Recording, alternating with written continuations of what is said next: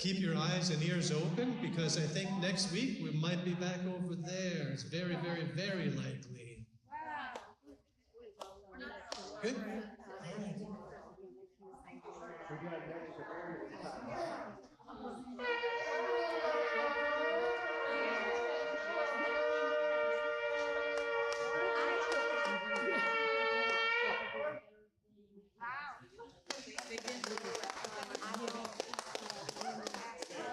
All right, so if we could return to our seats, that would be great. We'll go ahead and start.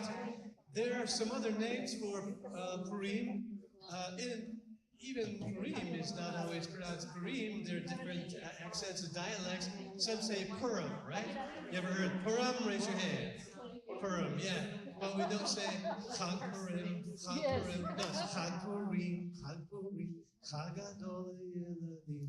Anyway, so you have different dialects, just like you did in the days of the Bible. Some people were stopped in a battle at a bridge, and Shibboleth or Siboleth. If you didn't pronounce it according to one dialect, you were dead, right? That's in the book of Shoftim, or Judges. But that's not for today. That's another story. Just talking about dialects. We're going to go ahead. One of the names for this holiday is Mordechai's Day. There you go. Mordecai is a hero too. So whenever we come to this holiday, there are a couple of names that we cheer for, and there's one that we boo for. I didn't even want to hear that guy's name, right? Even if I'm saying it, I don't want to hear that guy's name. But before we begin, the beginning of the story from that particular book, we have to lead into it with a little bit of information on the settings. And the setting for the story. The people of Israel, the people of Yehuda, actually in the south, and Judah had gone into exile. The people in the north had already gone into exile in Assyria a long time ago for the most part. Some had settled down in Judea, but the people who were still in Judea, or Yehuda really, right, went into exile to Babel. What's Babel? Babylon. In 3 different waves of exiles. And 605 was the first wave, 597 second wave, and 586 was the third wave, and that was when the temple was destroyed. So then we're on Babel, but later on, Persia, the Persians and the Medes, they conquered Babel in 539 rather. And Koresh, or Cyrus, many of the Bible say Cyrus, Koresh, everyone say Koresh. Right, he's the one later on who allows us to return. He was nicer to us than the Babylonians. And Darius, or Darius, the different people pronounce it different ways, stops the building of the temple until 520. When he comes to power, you read about that in some of your books in the Bible. Like some of the people who lived around us were conspiring to try to stop us from rebuilding the temple. Then we had the Ionian Revolt. Everybody know about that one? Yeah, I didn't think so. So some of the Greeks on the side of what's called Anatolia, the westward side of Turkey, next to Greece there, across the Aegean Sea, the Ionians, they were rebelling against the Persians. They were Greek-speaking people, and they had allies across the Aegean Sea who were actually in what we call Greece today. And so the people from across the sea, the Greeks, were helping them to fight against the Persians, right? And this is why it's called the Ionian Revolt. And the Athenians were beating up on the Persians, and so it came to a point where the Persians went and tried to invade, but it didn't go very well. And so the emperor of Persia passed on to his son a mandate to go and attack the Greeks and try to take over Greece for him after he was gone, as part of his legacy. And so this particular emperor, who's going to be in our story today, had someone come up to him every day when he went to mealtime for his dinner. He had one of his servants come up and whisper in his ear, "Remember the Athenians." So he would never let go of that grudge against the people of Greece, in particular the Athenians, to one day go and destroy them.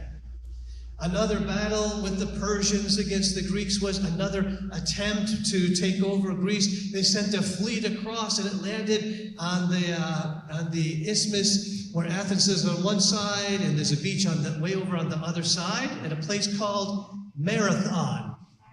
Persians got off, and there's a narrow way between mountain passes to get to Athens from there, and the Greeks managed to stave them off again, and so that's called the Battle of Marathon. And when the Greeks were winning, this guy Phidippides, try that one. Phidippides is kind of fun. He ran, right? This is in 490 BC. He ran 150 miles in 2 days. 150 miles in 2 days to tell the people in Athens that they had won. They were victorious over the Persians. And he did that, and then he collapsed and died. And that's the beginning. That was the first marathon. Marathon's a lot shorter than that. It's a lot shorter than 75 miles is what he did each one of those 2 days, apparently. It's only like 25 miles, something along there is a marathon.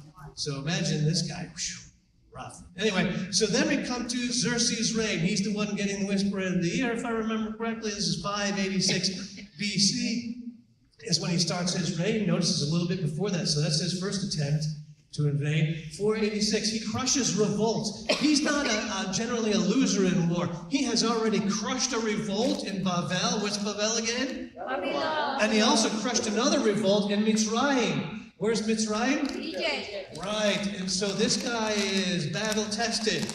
Battle-tested. Here's the empire at its zenith. Under Darius, who was his father, right? You see how huge it is, way over to India up there. There's the Caspian Sea, so this is Iran over here. You've got Pakistan, or Afghanistan and Pakistan. You go up here, you've got Kazakhstan, I believe, Turkey, Armenia. You've got Assyria, you've got Syria, Jordan, of course the Holy Land. You've got part of Arabia here. You go over into Egypt and even into northern Greece. Whew. Lots of territory. It was huge, right? When it's talking about all these leaders who he's giving a feast for, you get an image of how many leaders it would have been, and why are there so many leaders? Because that's how vast the territory was. So chapter 1. Is there anybody who hasn't heard the story, by the way? Okay, so I can go as fast as I want to then. All right, chapter 1.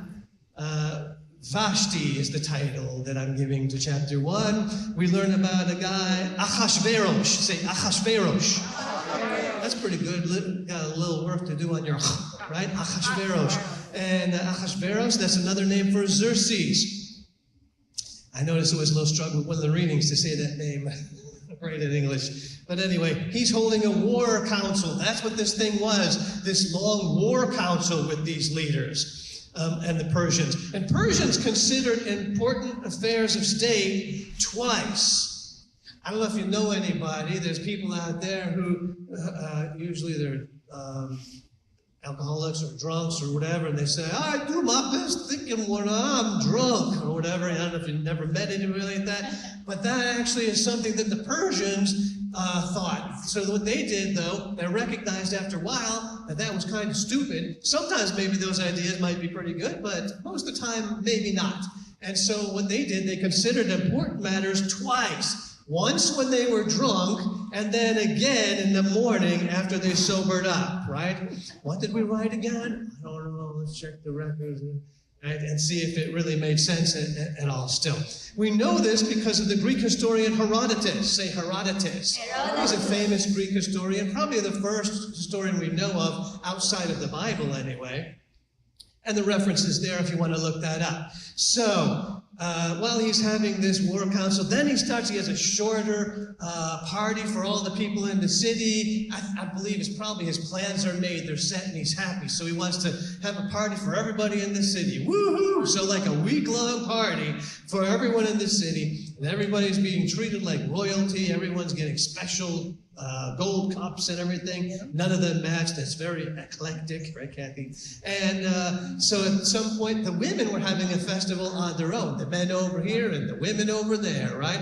And it was considered shameful for a woman, especially a royal woman, to have any like disrobing of any kind in front of anyone but her husband. And here, when the king or emperor, is drunk, he commands that his wife be brought over without clothing, you can say, right? And to show her off to all the nobles, to all the people. And she, over at her feast with all the women, says, like any truly liberated woman today would say, no.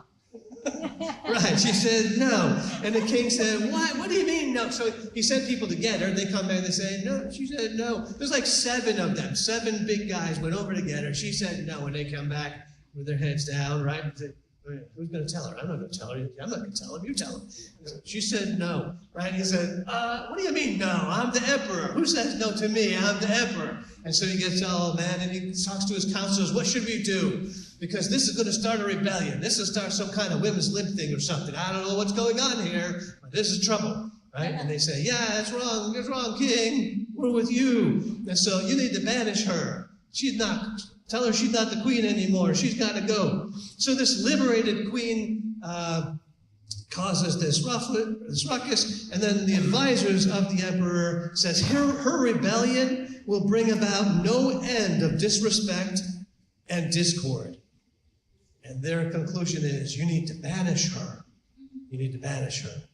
Okay, so once he does that, we have to keep in mind through all of this story that the laws of the Medes and Persians, which remember, they consider twice, once when they're drunk and again when they're sober later. So they think in their own minds, they've thought this out pretty well. So all the laws of the Medes and Persians are irrevocable.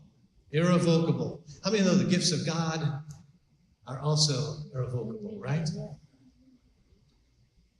Another thing to keep in mind in this story before we go to chapter 2 is to remember the promise that God made to the children of Abraham that was passed on to the children of Isaac, that was passed on to the children of Jacob, which was, those who bless you, I will bless. Those who curse you, I will curse. Amen? In other words, what they plan for you, if it's bad, say, hafuch. I'm going to turn it upside down. I'm going to turn it upside down. So here we go to chapter 2, chapter about Hadassah. Yay! All right. 6 years go by between chapter 1 and chapter 2. 6 years go by. It doesn't say anything about that. But in 479, there's an invasion. That invasion of Greece by Xerxes. You see the movie like 300, or all the Spartans and all that with the invasion. This is the guy. This is Xerxes. His invasion of Greece fails. And when it fails, he's feeling bad enough. But then, so he's coming back, he's feeling, you need that consoling, guys. When things go really bad, right, husbands, when things go really bad, it's nice to have your wife there to console you, could give you some comfort or whatever. And he's thinking that same kind of thing. He's like, well, she was always nice to me when things weren't going very well. I'm going to go home and see Vashti. But then he said, wait a second. I banished Vashti. Man. What am I going to do, right? So he's feeling remorse. And what did they do? His advisors tell him, why don't you have a contest? Get all the most beautiful women in the world you can pick. In the empire, you can pick whichever one you want to be your empress or your queen, right? So they start a search across the empire for Na'arot Batulot. Say Na'arot Batulot. This is marriageable young women. And what kind of marriageable young women? Just any of them? No. Tovot, say Tovot, Mareh, of pleasant appearance, right? So within the empire, there's one guy who's in Susa, in the capital, and he's at the gate all the time. So this tells us something about him. He's an official already of some sort. And his name is Mordechai. All right, and he's a descendant of Kish. Ben Kish, the scripture says. Why is it important to know he's a descendant of Kish? Because another descendant of Kish was Shaul, King Shaul, Melech Shaul, right? And Melech Shaul, of course, was commanded at one point to destroy or kill all the Amalekites, and that led to his downfall because he didn't do it. He only mostly did it, right? Like you have one of those weeks it's mostly okay. That means something went wrong during the week and you don't want to talk about it. Anyway, so Hadassah, that's her Hebrew name, which means myrtle. It's something very pleasant, right? A myrtle, very beautiful. She's the adopted daughter of Kazim. And Yafeh is son of her, Yafat Toar. Say Yafat Toar. She was beautiful of form. Beautiful of form. And Vatovat Mare. And a desirable appearance. Right? And so this was the one who Mordechai had adopted as a daughter taken under him because her parents had died. So she took him in. But now when this happens, she's taken away from him to the palace. You know, it doesn't say whether she would have wanted to go or whether she didn't. If you look at the movies, you'll see they're dragging her off, maybe. But who knows? Who knows? Maybe she's like, oh, I get to be the empress, maybe. Cool.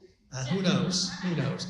So she goes to the harem, this huge, massive harem with all these marriageable young women who are beautiful, right? And while she was there, she gained favor very quickly of the people who were running the harem. On the one side, there's a harem on one side, a harem on the other side. These ones saw the king already, and those ones had not seen the king already, right? All right. And so when she's in the harem, how much favor did she get? I don't know if you noticed, if you read the book. How many read the book? She had 7 attendants. How many of you would like to have 7 attendants to do everything you wanted to do? Yeah, that would be pretty cool. And you don't even have to pay them. Let me rephrase it. How many would like 7 attendants and you don't even have to pay them? Yeah. All right. So that's what she has. All right. So while this chapter 2 is going on and she's in the harem and Mordechai is at the gate, right? He overhears a couple of other officials who are working at the king's private gate. He hears them conspiring one day about how they're going to kill the king and usurp his authorities, usurp his throne, right? He overhears that, but guess what? Now, his overhearing it, he's not just some guy. He has Esther in the palace who might be able to get word to the king. And so he passes the word to Esther. And she does get word to the king. And because of that, because of what Mordechai does in chapter 2, the plot is foiled. The plot is foiled. That means it fails, right? And so what do they do with the 2 guys, the officers at the king's gate, whose names are Bigtan and Teresh? Bigtan and Teresh. What happens to Bigtan and Teresh? Hung? Is that here in hung? Yeah, but when we say hung these days, people think of like a noose around the neck, like the Old West or something, right? Or like when you played hangman as a kid with the little thing. Yeah, but that's not how they hung them. What they did, like in the Hebrew, it talks about when they're doing this to somebody in this book, they prepare a tree. There's a wood lever, they prepare the tree. And what do they do? How do they prepare the tree? It's kind of like Slav the Impaler later in the place in Europe. Same kind of thing. They prepare a stake, like a pointy stake, and first the person's killed, and then they're impaled on the stake for everyone to see as an example. This is what happens to someone who breaks the king's law, the irrevocable laws of the kings and the of the Persians and the Medes. Trying to go too fast here. Anyway, all right, so these guys were impaled on stakes as an example. Moving on to chapter 3, sometime later, it says, sometime later, we have the rise of the villain. See the picture of the villain up there? I didn't show you the picture of, you see Achashverosh? This one's historical, archaeological, and that one's just a painting up there. Now we have the villain up in the corner. I don't know how well you can see him from where you are. But his name is Haman. So now we have the rise of Haman. The Hagagi. He's an Agagite. Remember, we're talking about why was it important that Mordechai was a descendant of Kish because Shaul was supposed to kill all the Amalekites. Well, he didn't kill all of the Amalekites because the one guy he didn't kill that we know for sure was Agag. And we could boo him too, probably. He was nasty. But anyway, one of his descendants was Haman. So at this point, Kathy's going to read Deuteronomy 25, 17 to 19. Remember what Amalek did to you on the road as you were coming out of Egypt. 1 second. So this is from the Torah, of course. This tells us a little bit about what the Amalekites were like and why God said to condemn them. This is why they were condemned by God. This is why God told Shaul to destroy, to annihilate all the Amalekites, right? Because in the wilderness, how he met you by the road, attacked those in the rear, those who were exhausted and straggling behind when you were tired and weary. He did not fear God. Therefore, when Adonai your God has given you rest from all your surrounding enemies in the land Adonai your God is giving you as your inheritance to possess, you are to blot out all memory of Amalek from under heaven. Don't forget. Don't forget. Don't forget those Amalekites who were going after the strays and the weak, stragglers and everything. But they did forget it, so God had to remind King Shaul, tell him, go do it. But he didn't do it. And that's why we wind up with this villain, Haman. Also read Exodus 17, 16. And said, because their hand was against the throne of Yah, Adonai will fight Amalek generation after generation. Generation after generation. This war right now with Hamas is being called a war with Amalek. The Amalekites, yeah. Okay, Mordechai. When Haman is raised up, right, the king gives an order. Everybody's got to bow down to Haman when he goes by. But Mordechai won't do that. Why? It's not that Mordecai is thinking of it as, they're all worshiping that guy like he's some kind of god. No, it's about this animosity between the Jewish people and the Amalekites. You see, because you do see in Scripture people bowing down, and it's not a problem. Like even Jacob bowed down to Pharaoh when they went into Egypt initially, right? You see a few people. You see Jacob bowing down to Esau several times as he's coming towards him with 400 armed men. Bowing can be part of worship, and often is, but it's not always worship. They're not exactly equative necessarily.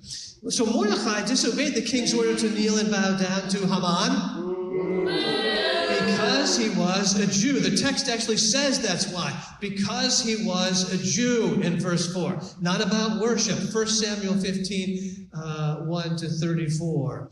Fury. Haman is furious. He's full of fury. And so he plots. In Nisan. Notice the month name of Nisan is in the Bible as well as Aviv is in the Bible for this particular month. In Nisan. He pil pur. What is he doing? He's hurling or casting pur. What's a pur? Like a lot, right. It's kind of like throwing dice or something, right? You get different results, and then that's what you're going to go with. You're trusting that God is in control of the lot, or your gods are in control of the lot, if you're a pagan or whatever. And the Pur comes up to the 13th of Adar. The 13th of Adar is the day that we were all, as Jewish people, supposed to be completely annihilated in Persia, according to the plot of Haman.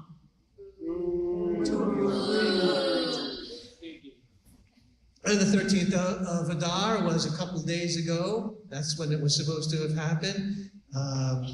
And today is the 15th. Why are we celebrating the 15th? Well, the 13th, we remember the fast of Esther and how things turned around because of that fast. Even though the name of God is not mentioned in the book of Esther, God is there everywhere, orchestrating everything. And when we fast, God hears us, right? And he reacts, and the people are saved. On the 14th is the day when we attacked all of them. On the 13th, we attacked all of them. The 14th, we finished attacking all of them. Later in the story, though. And then the 15th, there was an extra day when the celebration happens after the 14th in Susa in the capital, because there we fought them for 2 days. But that's later on in the story again. A particular people, Haman, when he's trying to tell the king or ask the king to go along with his plot against the Jewish people, he has to convince the king. He just can't say, hey, king, I want to go kill a bunch of your people. You don't mind, do you? No, he's got to come up with a story for them. Kind of like Hamas is coming up with a story for the UN right now, right? We're going to boo Hamas too? I don't mind. Yeah, let's do it. All right. But anyway, so he comes up with a story. He's saying, oh, king, there's a particular people. Their laws are different than your laws. Their laws are different. They live different than we do. It doesn't befit the king to tolerate that.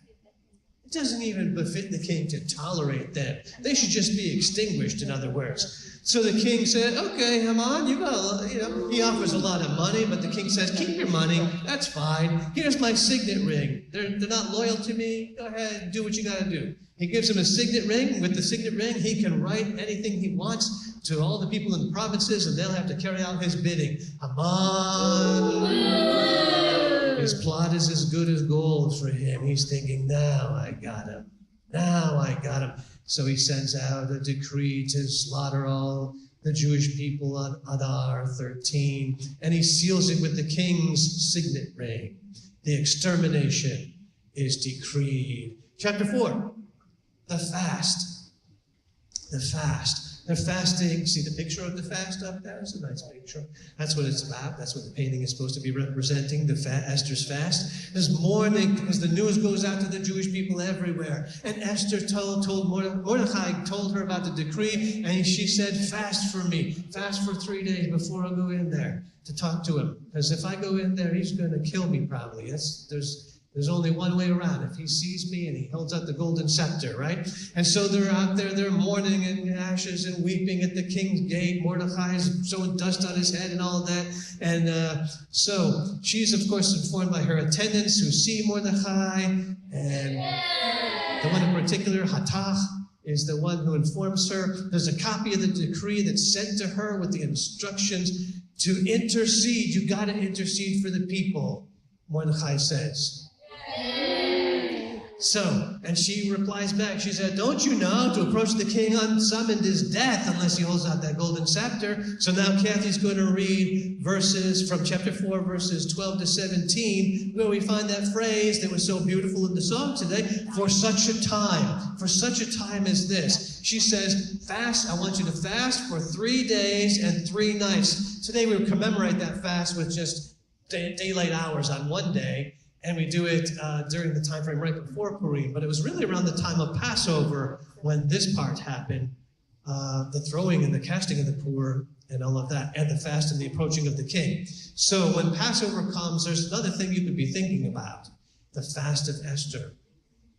And this is where she makes that plea and tells him, after that, I'll go to the king. And if I perish, I perish. Go ahead. Upon being told what Esther had said, Mordechai asked them to give Esther this answer. Don't suppose that merely because you happen to be in the royal palace, you will escape any more than the other Jews. For if you fail to speak up now, relief and deliverance will come to the Jews from a different direction, but you and your father's family will perish. Who knows whether you didn't come into your royal position precisely for such a time as this? Esther had them return this answer to Mordechai.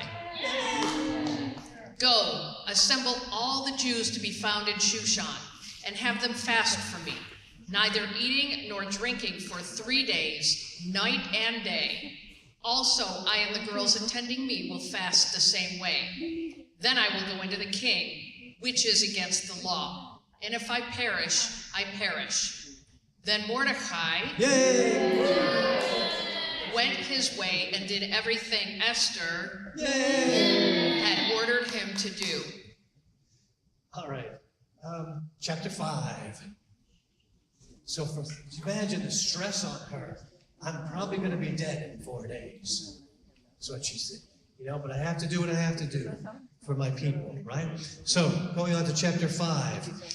the first banquet. On the third day, this should remind us of things, the third day. 3 days, Abraham took his son Yitzchak and traveled for 3 days to get to a place where God would show him, which was Mount Moriah, where he was supposed to sacrifice his son to Adonai. At least that's what he was told. But then we learned something different, that God would provide the lamb later on. Yeshua, and he also, it was after 3 days that he rose again. Imagine again the stress of Yeshua getting ready, as one of the songs talked about today. Headed for his death, pleading tears of blood, but not my will, but yours be done. And this is the same sort of faithfulness and stalwartness that we see from Esther. On the third day, she goes to the king. She enters, I don't know if it was storming like in the movie, but she goes into the throne room there, and he does extend the golden scepter. And he says to her, well, she's surprised, because this is a shock. He knows better than she does. She's going to die if I don't hold up the scepter. I kind of like Esther. What are you doing here? Right? He's like, what do you want, Esther? There you go. Okay, so he holds up the golden scepter. Whatever you request, whatever you want, up to half the kingdom. How many know that's more like an idiom? He wasn't really going to give her half of a kingdom, half the empire or something, but it's a phrase. I'll give you whatever you want, basically, is what he's saying. And what does she say? An invitation. She gives an invitation for 2. Come to a banquet, and I'll tell you what I want later. If you just come to the banquet tonight, along with Haman. All right. So at the banquet later on, she comes to the banquet, and Haman's really happy. He's full of himself, right? At the banquet, he says, whatever you request will be granted. Just tell me what you want, Esther. And what does she say? This is what they do to us, guys. This is what Esther says to her. Oh, come back again tomorrow, and I'll tell you. Right? She's like, oh, yeah, you're driving me crazy. You're driving me crazy. Come back tomorrow again. So he's all anxious about it, and he's getting flustered. But we're going to read verses 9 to 14 from chapter 5 about Haman.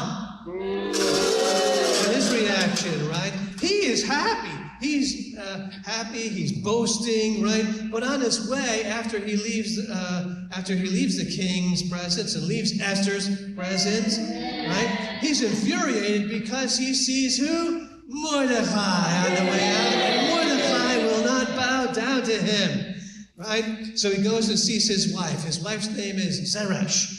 And Zeresh and his friends, and all of them say, hey, if this guy's bothering you so much, you're like second to the emperor, why don't you just prepare a tree? Prepare a tree. Ya'asu eitz gavor, a really big tree. Prepare a really big tree. That's preparing a stake. And have Mordechai, and Mordechai impaled there, hung there, right?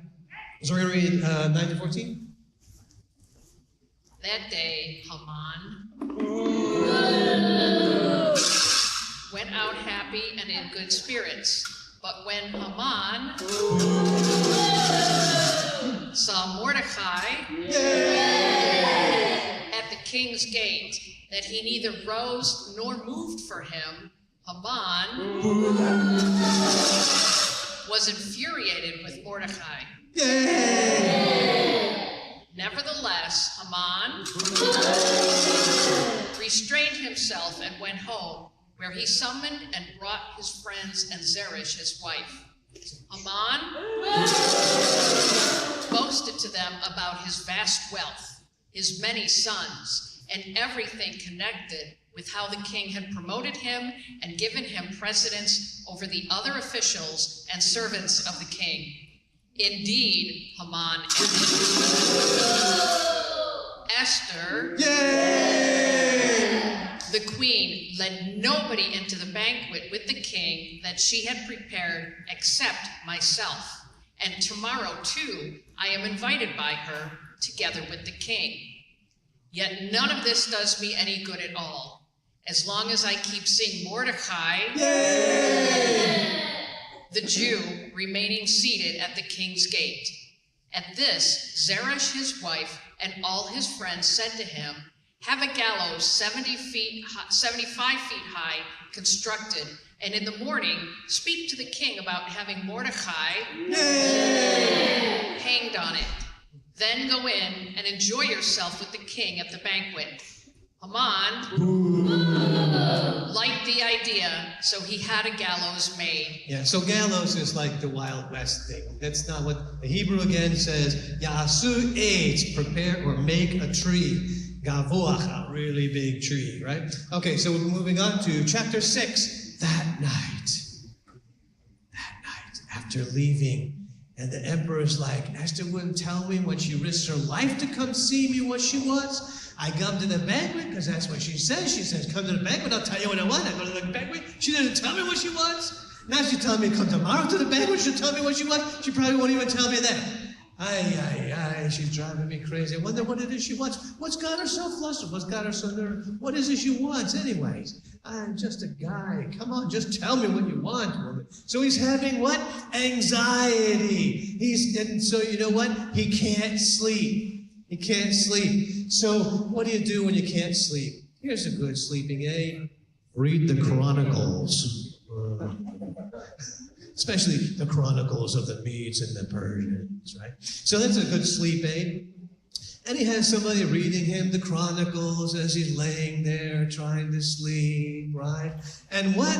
Just by coincidence, say, there is no coincidence, Rabbi. That was half-hearted. Come on. There is no coincidence, Rabbi. So, just by coincidence, what is this chronicler, what is this guy, the scribe, reading to him from the Chronicles of the Medes and the kings of the Medes and Persians? The account of, guess what? Mordechai saving the king. And so when he's reading that to him, the king says, what did I ever do for that guy? I remember that. What did I ever do for that guy? And the scribe tells him, nothing. You didn't do anything for him. He saved your life. He didn't do anything. He said, oh, man, that's just wrong. Well, now, thinking about that, he's able to go to sleep eventually, and it's almost morning. When the morning comes, right, Haman happens to be coming in the gate, and he's coming to see the king about Mordechai. But the reason he's coming to see the king about Mordechai is so that he can have Mordechai and pal. This seems like a weird place to be cheering, doesn't it? Anyway, he's coming for that. And so when he comes to see the king says, Haman, hey, if there's one of my officials or something, one of the people that the king really wants to, to honor, how do you think I should do that, Haman? And what does he say? And Haman, of course, all full of himself, is like, what you should do? Have your own horse, have the guy put on your own horse in your own royal robes and led through all the city. And somebody go in front of him and say, this is what the king does for those he wants to honor. This is what, right? So Haman is thinking, he's going to do this for me. Who does he want to honor besides me? After all, I'm the only person in the whole empire who he and the queen invited to the banquet last night, and again tonight to this banquet. Who else could it possibly be? Right? I'm so happy. This is so awesome. I'm going to tell him now about Mordechai and how I want to hang him. But what is it? This is what's in his mind, but all of a sudden the king says, what? Oh, go and do this for Mordechai. So here's poor Haman, leading Mordechai, dressed in the king's robe, riding the king's horses, in the king's Lamborghini, and Haman is riding on the hood as they go down the street, and this is what the king does for somebody who wants to honor, right, all through the whole city. And so, we come to the end. We're going to read verses 13 and 14 because he goes home in shame, hiding his face, hiding in shame. He goes home and he sees his fine, supported wife. Remember her name? Zeresh, right? He goes home to his fine, supportive wife who gave him that great advice just the other night about prepare a tree to hang your enemy on. And now, what does she say? If that guy is a Jew, your downfall is certain, Haman. So let's see more specifically. What does she say? After Haman had told Zeresh's wife and all his friends everything that had happened to him, his advisors and his wife Zeresh said to him, if Mordechai, before whom you have begun to fall, is a Jew, you will not get the better of him. On the contrary, your downfall before him is certain. While they were still talking with him, the king's officials came, hurrying to bring Haman to the banquet Esther had prepared. All right. And I don't know if you noticed this parallel either to our time. There's a guy, you know where Persia is right now? I mean, do you understand what it's called? Iran now, right? It's called Iran. But I don't know how much you know. I posted something the other day on Telegram, but some of you aren't in there, of course. There's a guy leading over there. His name is Khomeini. And you know what? You could boo that name too, because you know what Khomeini means in Farsi? In Farsi, Khomeini means Haman. Yeah, very interesting. Maybe this book of Esther is actually not just history, but also prophetic. Also prophetic. I guess we'll see, right? Maybe we'll see. All right, chapter 7. Chapter 7, the second banquet. The king goes to the second banquet, and Haman shows up at the second banquet as well. And he's saying again to his queen, Esther, tell me what you want. Whatever you want, Esther, just tell me already. It will be granted. And what does she say to his shock? She says, in humility, my life and the lives of my people, because we've been sold. I would have kept silent if we were just sold into slavery. But we've been sold into destruction. We've been sold to be exterminated. So verses 5 through 10 of chapter 7. And look at this picture up here at the top. The king asked, where is the man who dared to do such a thing? And she says, pointing over him, this wicked Haman. And later, when the king goes out and comes back in, they cover his face. I'm going to wait for the rest until after Kathy finishes. 5 to 10. King Ahasuerus asked Esther, Yay! the queen, who is he? Where is the man who dared to do such a thing? Esther said, a ruthless enemy. It's this wicked Haman. Haman stood aghast, terrified before the king and queen. In a rage, the king got up from the wine banquet and went out to the palace garden. But Haman remained, pleading with Esther, the queen, to spare his life, for he could see that the king had decided to do him in. Haman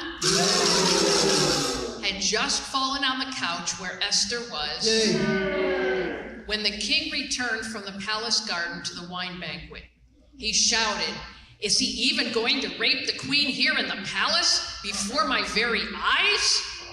The moment these words left the king's mouth, they covered Haman's face. Okay, stop. They covered Haman's face? What do you envision? Like somebody put a bag over his head or something? No. You know, this is an idiom. They removed his head, and then you know what you do when somebody's dead? You cover his face they covered his face. Haman, he's already dead, and they've covered his face. Okay, go ahead. Harvona, one of the king's attendants, said, "Look, the gallows 75 feet high, with a tree, that Haman made for Mordechai, who spoke only good for the king, is standing at Haman's house." The king said, "Hang him on it." So they hanged Haman on the gallows he had prepared for Mordechai. Then the king's anger subsided. Yeah, he really was impressed with Haman. Was raising him up as prime minister, second only to the emperor, this guy Haman. But now, yeah, totally different story when he learned about how evil he was. Okay, moving on to chapter 8, because we still have a problem. Haman is dead, but this decree is still in force, right? This decree to kill all of the Jewish people. So this chapter we're going to call it Hafuch. Say Hafuch. Get your in there. Hafuch, upside down. Haman's house. What happens to Haman's house? The emperor gives it to Esther, and Esther gives it to Mordechai. All right. And she gets the signet ring over to Mordechai because, why? She's begging the king, "You got to save my people," but it's an irrevocable law. Nothing they can do. Right? And this is going on the 23rd of Sivan. There's a new decree that goes out because this is the plan by Mordechai that since they can't revoke the old law, they had to make a new decree, a decree that the Jews had the right to self-defense. And with Mordechai having the signet ring now, and being second only to the emperor, who likes him and his adopted daughter, Esther, right? Then all the officials around the empire are afraid of Mordechai now.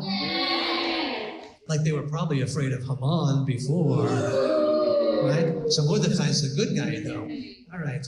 And so a new decree, the self-defense, and all the officials in the empire then are backing Mordechai and the Jewish people. So when it comes time for that decree, they're going to help and they're going to fight with the Jewish people and try to keep them safe.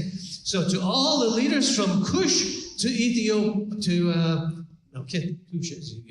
to India. That's a typo. Thank you very much. We're going to read now verses 11 to 12 about that right to self-defense that came to the Jewish people. The letters said that the king had granted the Jews in every city the right to assemble and defend their lives by destroying, killing, and exterminating any forces of any people or province that would attack them, their little ones or their women, or would try to seize their goods as plunder on the designated day in any of the provinces of King Ahasuerus, namely the 13th day of the 12th month, the month of Adar. And we remember this event yearly on what we call Purim, or Mordechai's Day, but really we kind of celebrate it every week if you're doing Havdalah, because there's a phrase in there. A phrase about the end where the Jews had light and honor and gladness and all these things, joy and honor. Mordechai goes out, Mordechai goes out dressed in what colors? Blue and white. That's significant, right? Why is that significant? The colors of the Israeli flag, the colors of the Jewish people, right? And again, with joy, gladness, with light, gladness, joy, and honor. Read verses 15 to 17. Meanwhile, Mordechai left the king's presence arrayed in royal blue and white, wearing a large gold crown and a robe of fine linen and purple. And the city of Shushan shouted for joy. For the Jews, all was light, gladness, joy, and honor. In every province and city where the king's order and decree arrived, the Jews had gladness and joy, a feast and a holiday. Many from the peoples of the land became Jews because fear of the Jews had overcome them. Think of this for a moment, digest. From Nisan, where Haman had made the evil all the way to Sivan was a time when the Jews were in despair, right? Even though there was deliverance from Haman himself, the decree was still in force all the way until Sivan. It took a while to come up with the remedy for the irrevocable law. And then for the rest of that year, though, the Jews were happy. They're like, yeah, okay, bring it on. Bring it on then, you anti-Semites, right? We'll be waiting for you. It was a long, long wait and a long and crazy, crazy year in which in the middle of it there was a hafuch, right?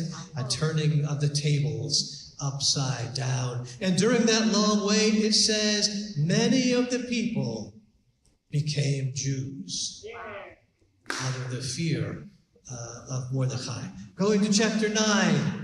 The slaughter. The Jews assembled on Adar 13. Adar 13 was the day we were all supposed to be killed, right? They assembled on Adar 13. All the peoples were afraid of them, it says. And all the officials helped the Jews because they feared Mordechai. It's one of the things you do as a good teacher. You repetition, that's how you learn, right? They feared Mordechai. The Jews put all their enemies to the sword. Finally, all the Amalekites, all their enemies to the sword. Right, to the sword. That's an idiom, by the way, right? They killed them all, is what it's saying. 75,000 of their enemies in all the provinces of Persia died, but they did not touch the spoil. It wasn't about money, it was about life, just staying alive. So Kathy, read verses 20 to 22 of chapter 9 and verse 32. Mordechai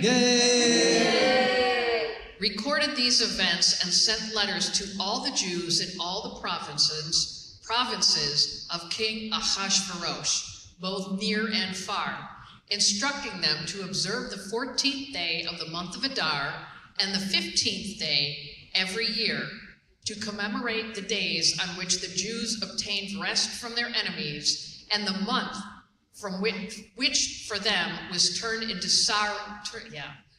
from sorrow into gladness, and from mourning into a holiday.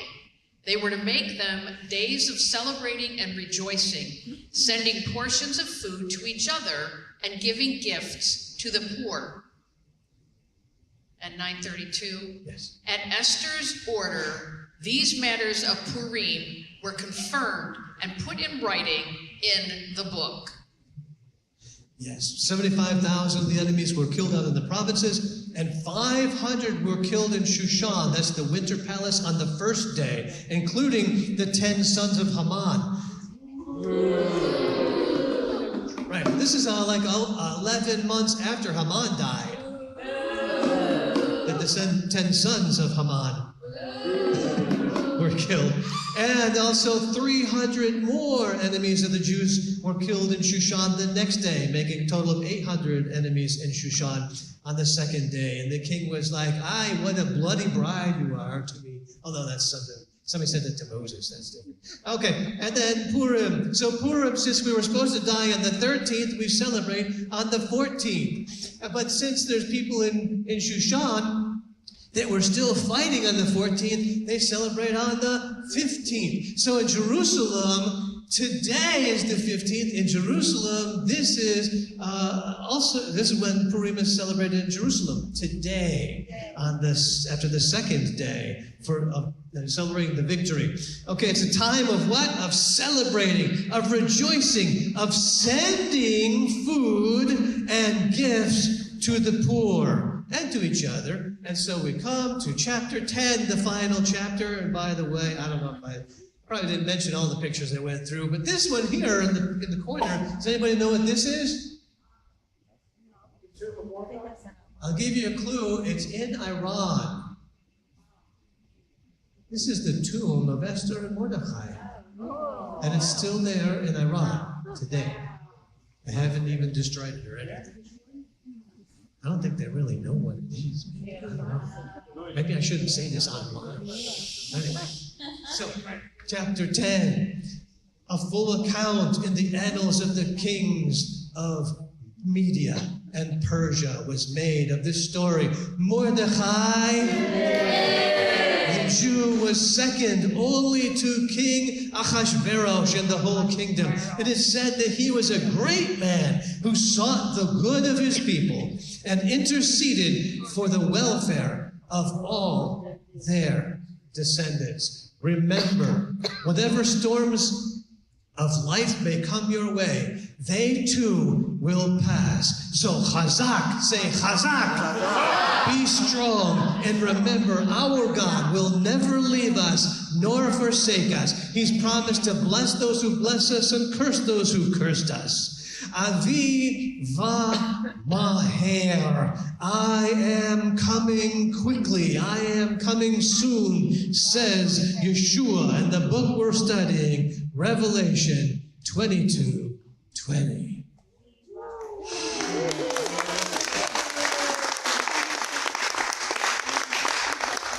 You want to rise for the blessing? And then we have Oneg. But so before we do Oneg, we also have Seudat Mashiach, the meal of Messiah today. It's been a while, right? So be ready for that. Oh, we have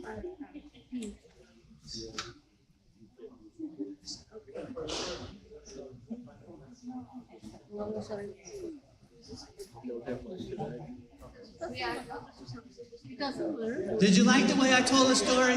Yeah. Yes. Nobody moved. They might have thought about it.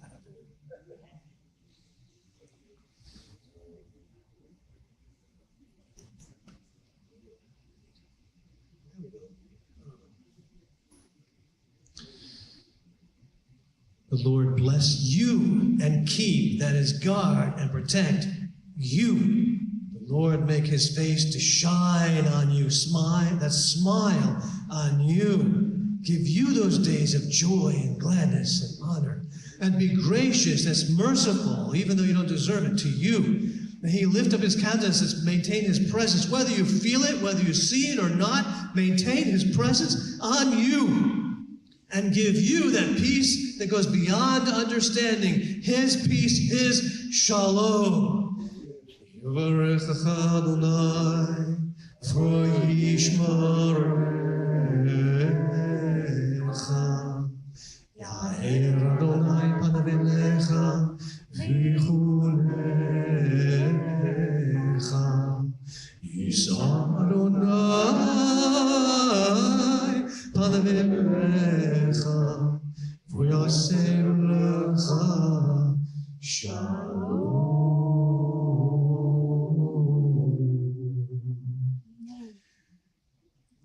As they said in the days of Purim, I'm sure, they tried to kill us, and God saved us.